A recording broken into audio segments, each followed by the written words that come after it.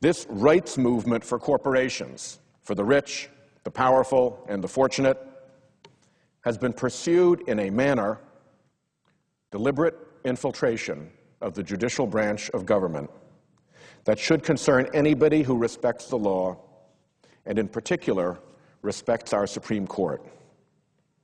The Republican effort to capture that institution for those interests has been a remarkably aggressive and surprisingly explicit effort.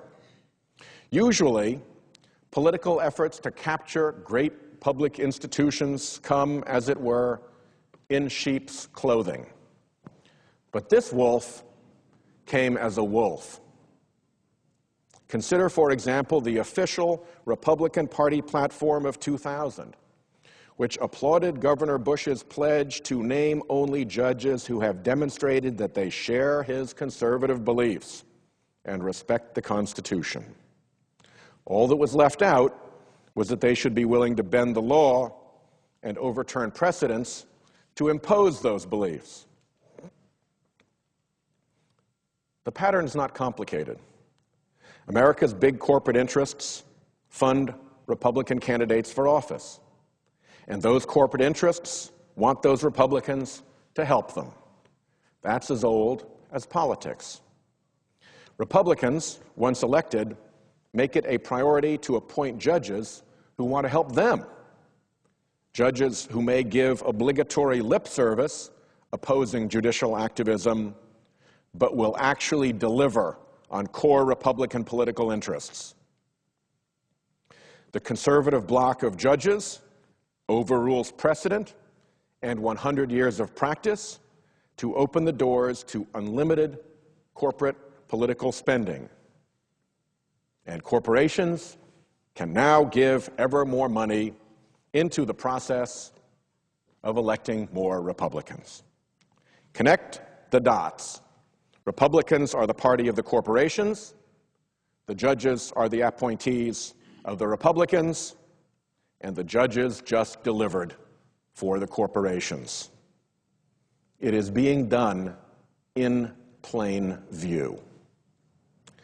The Washington Post recently explained that the U.S. Chamber of Commerce is now free to spend unlimited amounts of money on advertisements explicitly attacking candidates.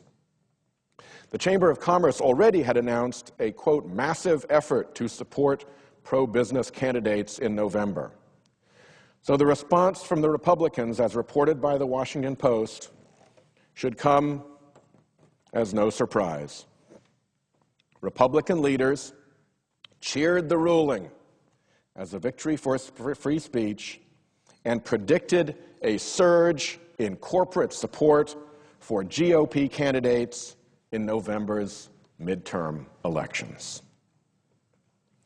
Now that the court has taken the fateful step of forbidding any limits on corporations' spending to influence campaigns, we can expect to see corporate polluters under investigation by the Department of Justice, running unlimited ads for a more sympathetic presidential candidate. Financial services companies spending their vast wealth to defeat members of Congress who are tired of the way business is done on Wall Street.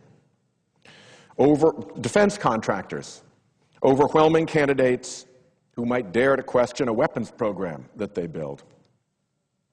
The court was so eager to give artificial corporations the same rights as natural, living human beings that it virtually overlooked foreign corporations.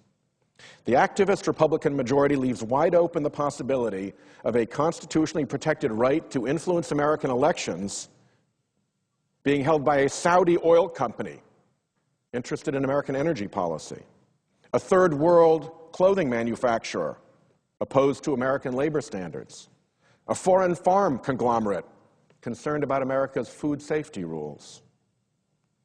Is the five-man conservative bloc's fealty to corporate power so absolute that they could not bring themselves to say that the First Amendment doesn't protect foreign companies wishing to drown out the voices of American citizens? Mr. President, our government is of the people, by the people, and for the people. By refusing to distinguish between people and corporations, the Citizens United opinion undermines the integrity of our democracy, allowing unlimited corporate money to drown out ordinary citizens' voices. So look out for a government of the CEOs, by the CEOs, and for the CEOs, who now have special privileged status.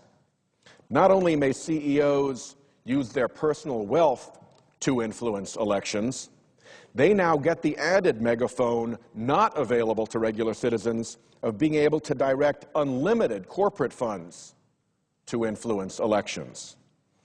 CEOs now have twice the voice or more of everyday Americans.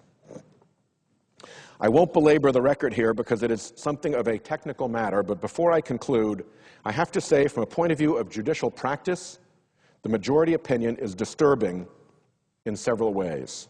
First, it uses rhetorical devices that are more consistent with polemic than judicial determination, vastly overstating the opponent's arguments, using false analogies, knocking over straw men, indulging in selective quotation, and unsupported fact-finding. Just one example. The conservative bloc found as a fact, and remember, fact-finding is not the proper province of an appellate court in the first place. But here's what they found.